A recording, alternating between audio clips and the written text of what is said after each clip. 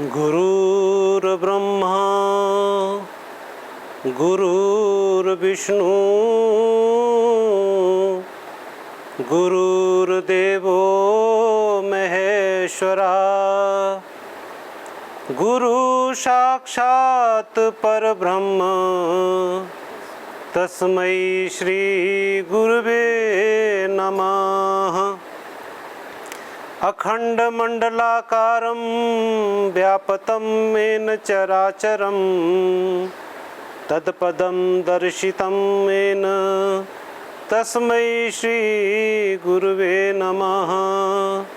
त्वमेव माता च पिता त्वमेव बन्धु च सखा त्वमेव विद्या द्रविणं त्वमेव सर्वं मम देवदेव त्वमेव सर्वं मम देवदेव।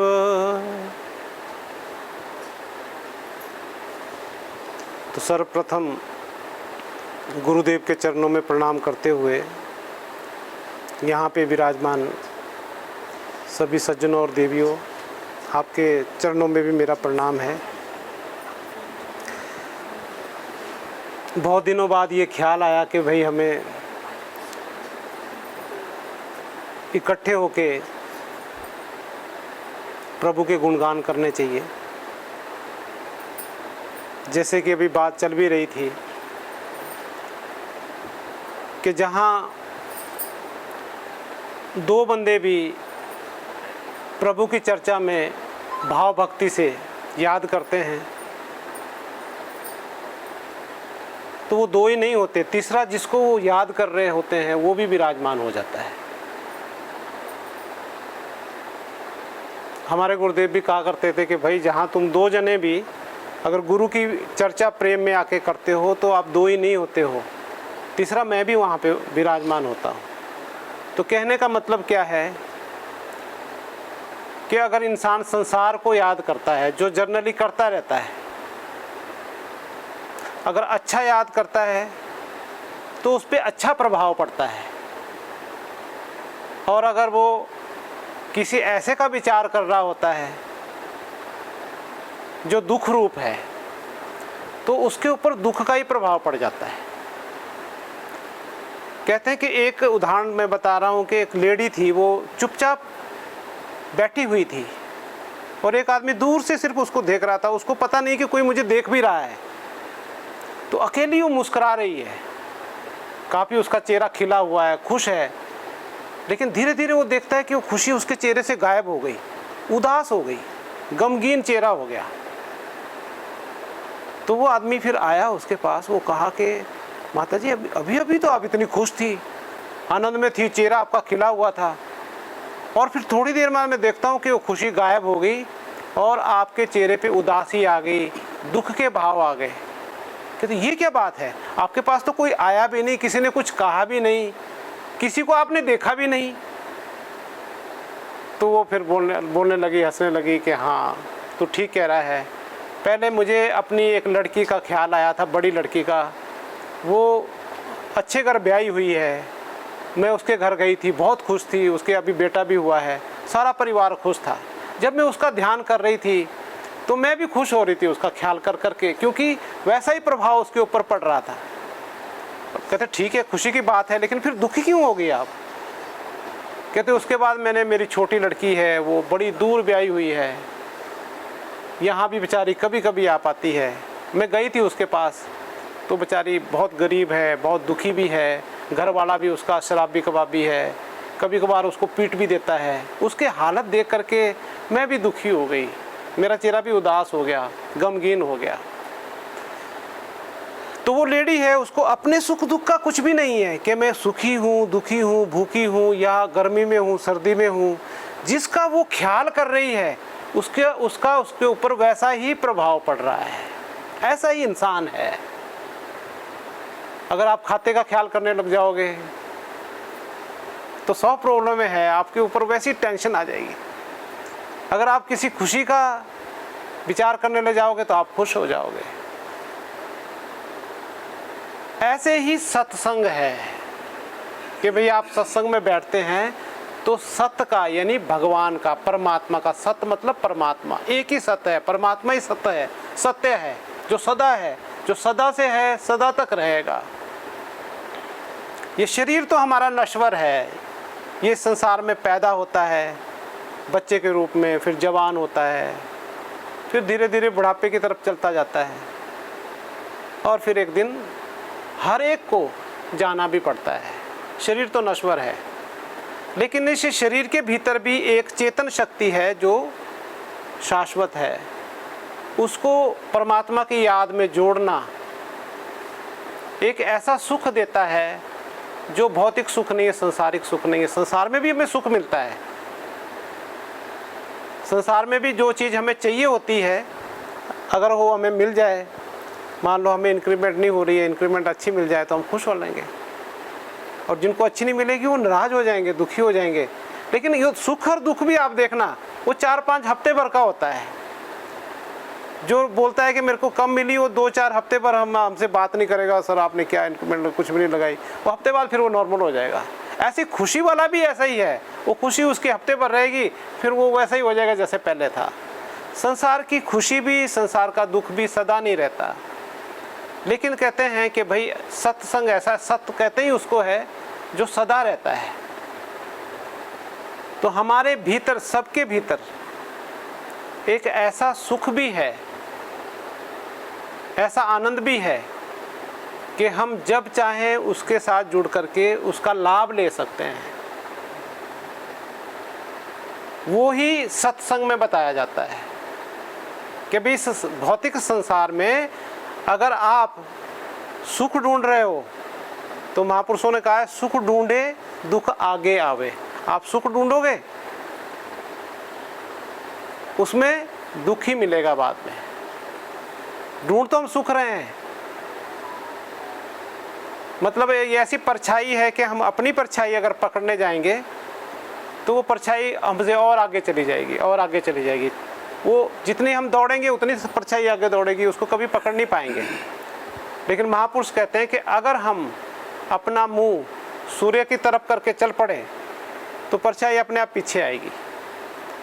तो कहने का भाव क्या है कि इस संसार में भगवान के नाम के बिना जीना बहुत दुखदाई है। ऐसा दुखदाई कि हमें आदत ही पड़ गई कि भी ऐसा ही तो जीवन होता है, सुख कहाँ है। मेरे गुरुदेव कहा करते थे कि भाई एक इंसान है वो पैरों से चलता है, दौड़ता है, लेकिन धीरे धीरे उसकी टांगें काम करनी बंद कर दी, अब वो चल नहीं पाता है। फिर दूसरा देखा, दूसरा इंसान भी ऐसे हो गया, धीरे धीरे सारा संसार ही बिना टांगों के रेंगना ही शुरू कर दिया। तो किसी को पता नहीं टांगे भी हुआ करती है, टांगे के से भी काम होता है। तो सबने सोचा जीवन ही ऐसा होता है, लेकिन कहते जीवन टांगों वाला भी होता है। वो तब पता चलेगा जब हम किसी को देखेंगे कि हाँ चल रहा है, बोलेंगे यार हाँ ये तो हमारे भी होनी चाहिए, हमें भी ज़रूरत है। कहते ऐसे ही हमारा एक जीवन सुख से भरा हुआ भी है, लेकिन हम उस सुख से भरे हुए जीवन के साथ होते हुए भी दुखी रूप है। कोई ना कोई टेंशन, कोई ना कोई दुख, कोई ना कोई रोग, कोई ना कोई झगड़े, कोई ना कोई झंझट हर एक ही इंसान को इस संसार में है। कबीर इस जग में मतलब सुखिया कोई ना देखा, जो देखा सो दुखिया हो। हम छिपाने के लिए बोल देते कि हाँ मैं सुख आनंद में हूँ। कैसे हो? कहते मज़े में है। मज़े में कोई भी नहीं होता है, लेकिन ठीक है चलो पॉजिटिव चीज़ बोलनी चाहिए कि मज़े में। अब किसके साथ रोना रोए कि मुझे ये भी दुख है, ये भी तकलीफ है, दूसरी बार तो हाल चाल ही नहीं पूछेगा, कहते तो रोना शुरू कर देता है। लेकिन हमारे पास सही में एक सत्संग में बताया जाता है कि हम सबके पास जो भी इंसान है वो सुखों से भरा हुआ है। पानी बीच मीन प्यासी, मोहे सुन सुन आवत हांसी। संत कबीर जी ने भी कहा है कि पानी के बीच मछली होती है। आगे आ जाओ। पानी के बीच मछली होती है, लेकिन पानी के बीच चारों तरफ से पानी से घिरी हुई होने के बावजूद भी वो प्यासी रहती है। उसकी प्यास कब बुझती है? जब वो मछली पलटती है तो उसके मुख में पानी जाता है, नहीं तो चारों तरफ पानी है और वो प्यासी रह जाती है। ऐसे ही कहते हैं हम इंसान भी वास्तव में हमारे भीतर वो आनंद है, सुख है, हम उस सुख से भरपूर हैं, लेकिन वो सुख हमें नहीं मिल रहा है, हम फिर भी दुखों से भरे हुए। क्यों? क्योंकि हम भी मछली जैसे पलटते नहीं। पलटना क्या है? अपनी मन की वृत्ति को। जो मन की वृत्ति हमारी बाहर मुखी है, हम संसार के पदार्थों में सुख ढूंढ रहे हैं, खाने पीने में सुख ढूंढ रहे हैं, घूमने फिरने में सुख ढूंढ रहे हैं, धन दौलत में सुख ढूंढ रहे हैं, जमीन जायदाद में सुख ढूंढ रहे हैं, किसी को भी नहीं मिला उनका सुख। सगल सृष्टि को राजा दुखिया। महापुरुषों ने कहा है कि अभी तो हमें ये यार, हमारे पास तो एक ही घर है, इसके पास दो है, मेरे पास तो अल्टो ही गाड़ी है, उसके पास वो 15-20 लाख वाली है, तो देख देख के हमें ऐसा लगता है कि वो हो जाएगी तो सुख हो जाएगा। अभी मेरे पास तो मान लो 1 लाख ही बचते हैं, उसके पास 10 लाख है, शायद वो सुखी होगा। लेकिन यहाँ उन्होंने कसर ही खो दी। वो कहते सगल सृष्टि को राजा दुखिया। सारी सृष्टि का भी तुम्हें राजा बना दिया जाए, जितने पदार्थ है, जितने सुख है तुम्हें दे दिए, चलो फिर भी दुखी रहोगे, क्योंकि भौतिक पदार्थों में सुख नहीं है। अगर सुख होता तो भागवत पुराण पढ़ के देखो हमारी, उसमें जितने बड़े बड़े राजे महाराजे हुए, उन्होंने राज भोगा, उनकी रानियां थी, उनके सब सुख थे, कोई पदार्थ की कमी नहीं थी, लेकिन आखिर में उन्होंने बोला इसमें तो कुछ है नहीं, ये सार नहीं है। सार क्या है? प्रभु भक्ति सार है।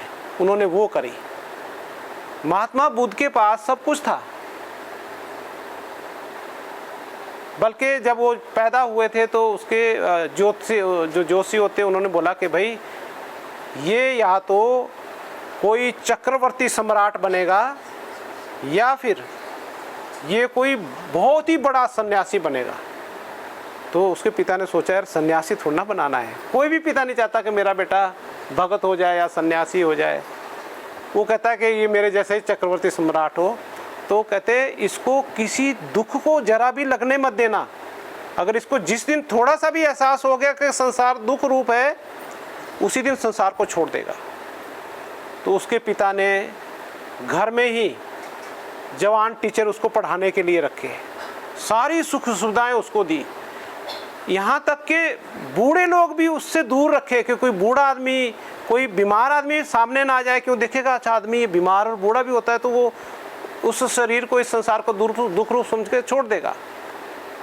लेकिन भगवान की कुदरत है, जब होना होता है तो उसकी शादी भी हो गई। और एक दिन उसके सारथी के साथ वो बाग में घूम रहा था, अचानक उसने देखा कि एक बूढ़ा आदमी सामने से निकला, वो हाथ में लाठी लिए हुए हैं और उसके कुब्बर निकला हुआ है। तो उसने पूछा, उसने कभी उसके पिता ने बूढ़े आदमी आगे नहीं आने दिए, तो उसने पूछा ये कौन है? कहते ये भी आदमी है। कहते इसको क्या हुआ? कहते अभी बूढ़ा हो गया। कहते बूढ़ा कैसे हुआ? कहते ये जी ऐसे ही होता है, पहले आदमी बच्चा होता है, फिर जवान होता है, फिर बूढ़ा होता है। अच्छा, फिर इसका मतलब मैं भी बूढ़ा हो जाऊंगा? उसने कहा महाराज ये तो सभी होते हैं, जवान तो कभी कोई रहता नहीं है। तो वो थोड़ा सोच में पड़ गया। फिर उसका रथ आगे गया, आगे चलता गया तो देखा एक आदमी की अर्थी ले जा रहे हैं, आदमी मर गया है। कहते ये क्या है? कहते जी ये आदमी मर गया है। कहते क्या मरना क्या होता है? कहते जी आदमी बूढ़ा होता है, बूढ़े के बाद मर जाता है। कहते अच्छा फिर हमारे साथ भी ऐसा ही होगा? कहते जी ये तो सबका सत्य है, शरीर सबका मरेगा। उसके मन में संसार के प्रति वैराग्य जाग गया। उसने आधी रात को ही, उसका बेटा भी हो गया था, संसार को छोड़ दिया। वो वैराग्य हम में नहीं जाग सकता क्योंकि उसकी भक्ति पिछले कई जन्मों से चली आ रही थी। इसलिए उसने कहा कि थोड़ी सी कसर है, अगर थोड़ा सा कहीं झटका लग गया तो ये विरक्त हो जाएगा। तो कहने का मतलब ये है कि बड़े बड़े चक्रवर्ती सम्राटों को भी, जिनके पास सारी सामग्री थी, सब कुछ था, उन्होंने देखा कि संसार प्रयोग करने के लिए तो है। आप कहोगे कि यार इसका मतलब खाना पीना, संसार, जमीन जायदाद छोड़ के चले जाएं? नहीं। मैं चला गया था जब मैं कुंवारा था। मेरे गुरुजी जो अभी यहाँ इस तरफ फोटो है वो होते थे साई में, तो मैंने वो सत्संग सुना, मेरे को वैराग्य हो गया। मेरे पहले से ही शुरू से बचपन से गीता रामायण भागवत पुराण पढ़ता था। शादी तो हुई नहीं थी, बीकॉम करके सीधा सीधा वर्धमान में आया था, सुना और उन्होंने भी कुछ ऐसा सत्संग किया, मैंने छोड़ दिया, उनके पास चला गया। कुछ दिन रहा वहाँ, भक्ति करी, उनका जीवन भी देखा, अपना भक्ति भी करते रहे। फिर उन्होंने मेरे को बोला कि तेरा जीवन अभी थोड़ा छोटा है, तो ऐसा है तू यहाँ रह सकता है, हमारे पास आश्रम है, सुख सुविधा है। एक समझने वाली बात है कि गृहस्थ में क्यों रहना चाहिए। उन्होंने मेरे जीवन को उस तरह से चलाया। उन्होंने कहा कि भाई ऐसा है, अगर तू आश्रम में रहता है तो आश्रम में किसी ने पैसा दिया तो उससे ये आश्रम बना, घर बना, है ना। यहाँ पे कोई दान देता है तो भोजन मिलता है ना, क्योंकि कोई ना कोई पैसा देता। आश्रम कैसे चलते हैं? किसी गृहस्थ ने दान दिया, किसी गृहस्थ ने कुछ किया तो वो मिलता है। तो आपको यहाँ पे रहना है तो 7 घंटे भजन ध्यान करना पड़ेगा। तो क्या, क्योंकि आपको कर्ज जो आपने खाया है, जहाँ रह रहे हो, वो भी तो कर्ज ही है। इस संसार में कुछ भी फ्री नहीं है। यहाँ तक कि महापुरुष कहते हैं कि संसार की जो तुम सूर्य की तपस लेते हो, हवा लेते हो, इसका भी हिसाब किताब होगा कि तुम्हें मनुष्य जीवन मिला था, तुमने ये सब प्रयोग करके अपने जीवन को कितना उपयोगी बनाया अपने लिए और दूसरों के लिए। तो फिर मेरे को बोला कि तो यहाँ रहना, रह सकते हो, यहाँ 7 घंटे कम से कम भजन ध्यान करना पड़ेगा। वो तो कर्ज चुकाने के लिए है, फिर उससे ज़्यादा करोगे तो तुम्हारा कुछ बेनिफिट होगा, फ़ायदा होगा। अगर गृहस्थ में रहोगे तो गृहस्थ में रह करके तुम अपनी कमाई खा रहे हो, अपना कमा रहे हो, अपना खून पसीना बहा रहे हो, तो आप किसी पे बोझ नहीं हो, आपका किसी पे कर्ज नहीं है।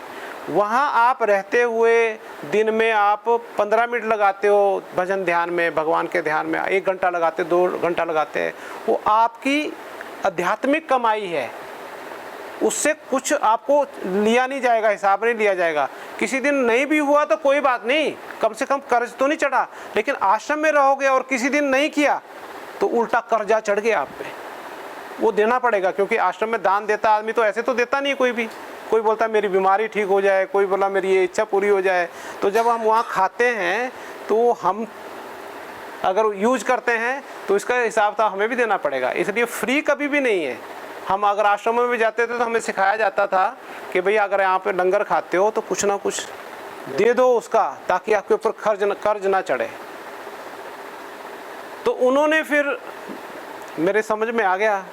तो गृहस्थ में मेरी शादी भी नहीं हुई थी, तो उन्होंने पूछा था कि ठीक है शादी भी कराओगे तो आप ये ज़रूर है कि अपना जीवन ईमानदारी से, हक हलाल की कमाई से चलाना, और साथ ही साथ कुछ 1-2 घंटा भजन ध्यान के लिए निकालते रहना।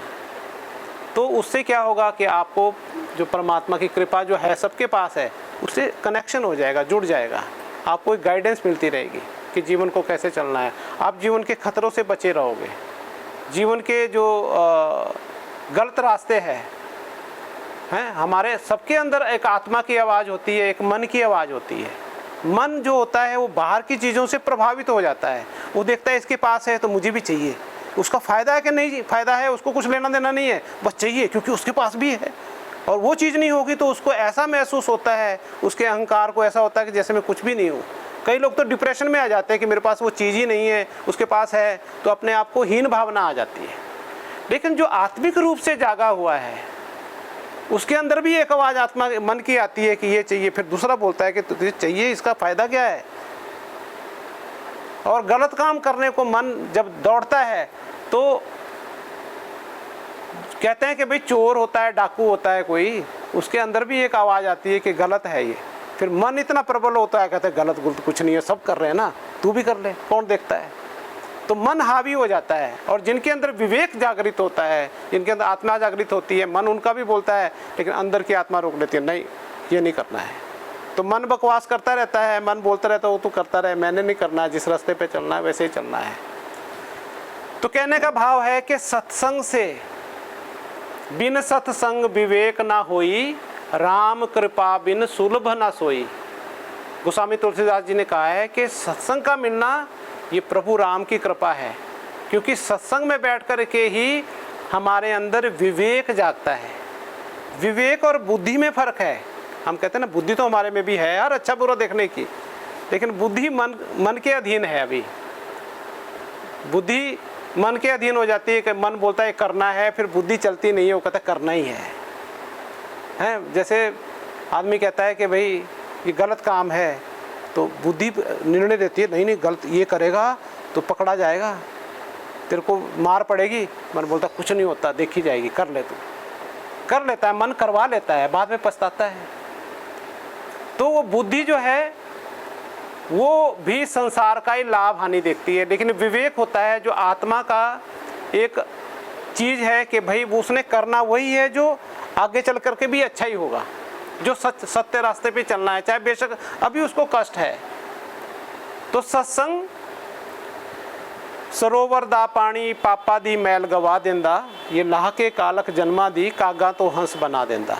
कहते हैं अगर सत्संग में हम बैठते भी हैं, अभी हम आधा घंटा बैठेंगे मान लो, तो उस आधे घंटे में भी हमारे भीतर कुछ ऐसा घटित हो जाएगा कि कुछ ना कुछ अंदर बदलाव आ जाएगा। ये ऐसा सरोवर है, सत्संग भी सरोवर है।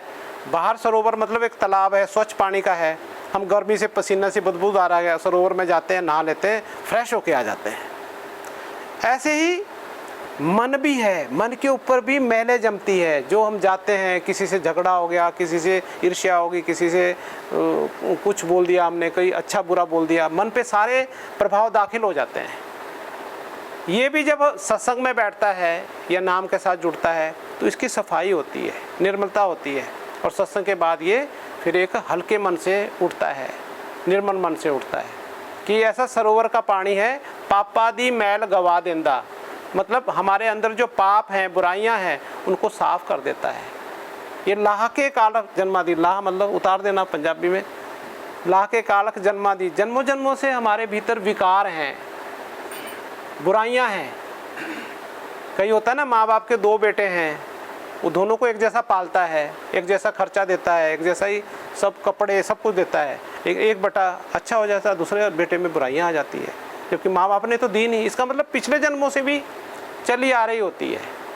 सत्संग उन बुराइयों को धोने का एक तरीका है। ये लाह के कालक जन्मादि कागा तो हंस बना देता, मतलब कौवे से हंस बना देता है। कौवा मतलब मन जो है काग वृत्ति का है, बुराइयों की तरफ कौवा जो है हमेशा फूलों की खुशबू नहीं जानता। वो तो देखता है कि जहाँ पे कीड़े मकोड़े होंगे, गंदगी होगी, वही चोंच मारता है। हंस क्या होता है, वो कीड़े मकोड़े नहीं खाता, वो मोती चुगता है। ऐसा भी कहते हैं कि हंस की चोंच में वो गुण होता है कि पानी और दूध मिक्स करके दे दो तो वो चोंच लगाता है, उसमें से दूध खींच लेता है, पानी पानी छोड़ देता है।